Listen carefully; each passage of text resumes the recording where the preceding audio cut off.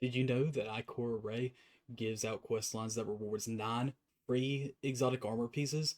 During the Spark of Hope questline, Commanders of Allah asks you to speak to iCore at the tower where she will give 3 exotic armor pieces per class, available for you to pick up once you've unlocked all 3 light subclasses. This is going to be the start of a new video series called Beginner Builds. I'm your host, Caveman PRDR, and let's dive right into it.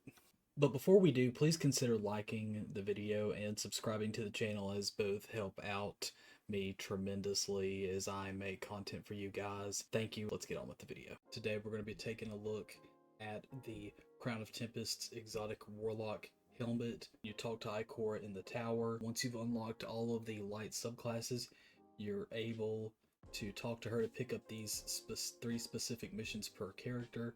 So you get a quest for Into the Abyss, Exalting the Flame. The one we're going to be focusing on today is Taming the Storm. The reward for this one specifically is Crown of Tempests. As the armor perk Conduction Tines, arc ability or Jolt Final Blows increase the recharge rate of your arc abilities and extend the duration of Storm Trance. Crown of Tempests, the exotic warlock helmet, in my opinion, is mainly just used for ad clear.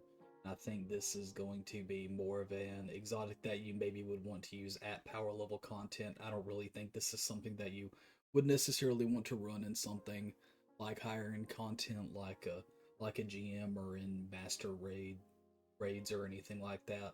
I think there are other exotics that you could use for Arc that would be better in PvE. But specifically, we're going to go over just a quick little build for PvE aspects and fragments and abilities. So we're going to start with Storm Trance.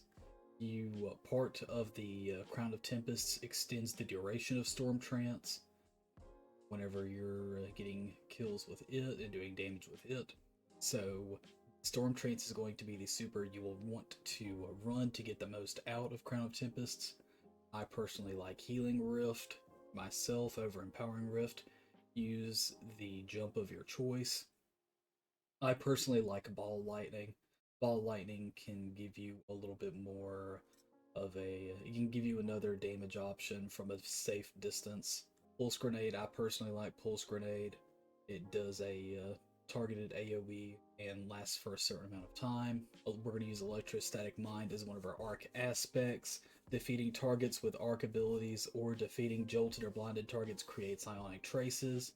When you collect the ionic traces, you become amplified. Arc Souls, casting your Rift creates an Arc Soul that fires at targets in front of you.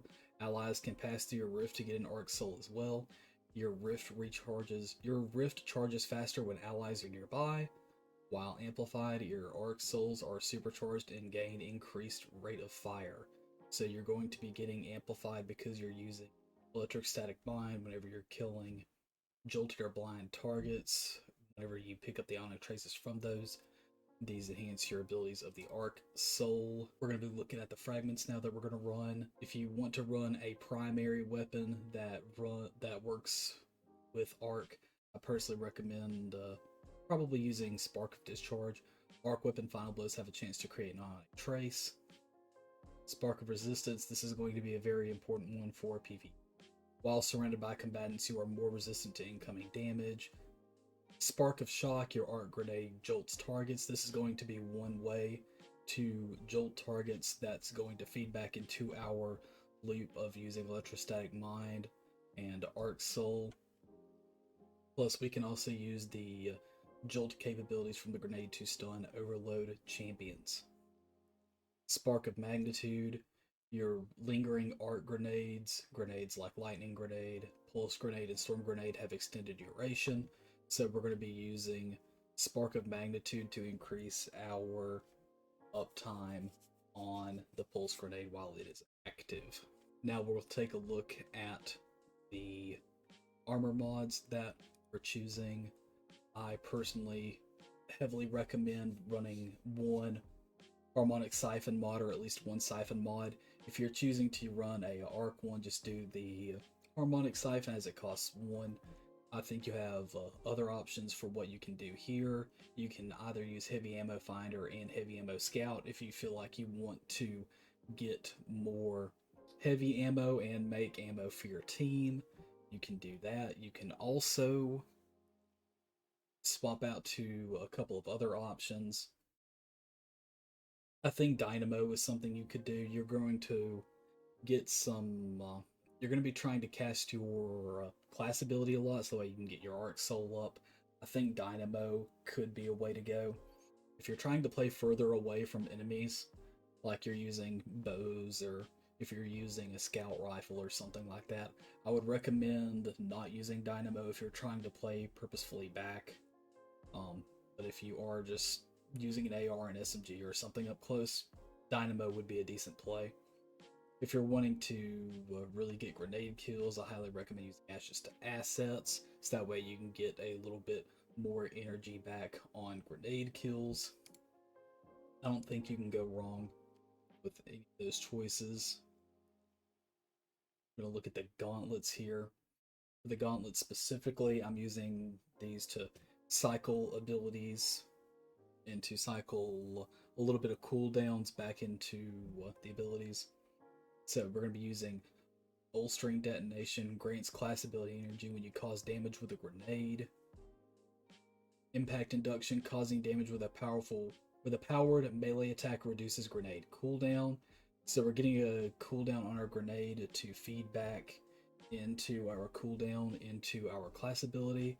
Focusing Strike grants class ability energy when you cause damage with a powered melee attack. So we're using a melee to lower cooldowns on our grenade and into our class ability. On the chest piece, I think for a little bit harder content, if you're trying to use this maybe outside of where it really is needed, I think that you can afford to use charged up and emergency reinforcement. Charged up increases the maximum number of stacks of armor charge you can carry by 1. If you're wanting to go with the damage resistance route to use of this build for using armor charges, I would recommend this setup. Charged up increases the maximum number of stacks of armor charge you can carry.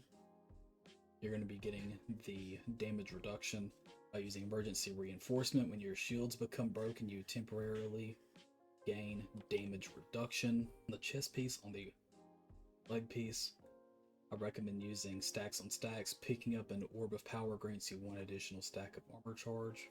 Other 2 slots in the leg piece, I personally prefer using Recuperation and using Innervation. Recuperation replenishes health each time you pick up an Orb of Power, and Innervation reduces grenade cooldown each time you pick up an Orb of Power. So you're going to be using the Orbs of Power that you spawn with your Arc Siphon mod to gain a little bit more cooldown on your grenade and get a little bit of health back.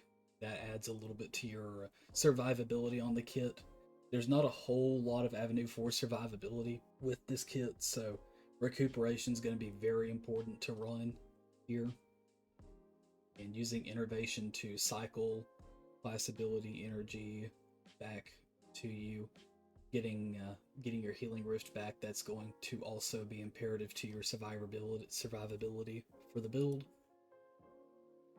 Deep Explorer Bond, using the Warlock class item.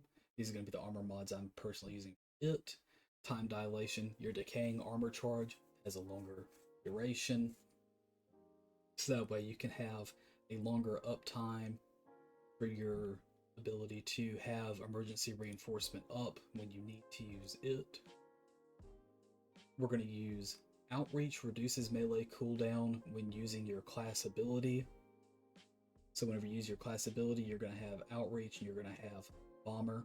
Reduces grenade cooldown when using your class ability. So we're going to be reducing our grenade and our powered melee cooldown whenever we are using our class ability. So we're using the mods. We're using a good bit of the mods that are on our gloves to cycle back in through our abilities when we use our class ability on our mods in the Warlock class item. For the stat distributions, I would mainly concern myself in PvE specifically, prioritizing having tier 10 resilience as it contributes 30% damage reduction, tier 10 recovery if possible, or as high recovery as possible, because that's going to be tied to your class ability cooldown. and then maybe prioritizing having moderately high discipline, which is your grenade cooldown,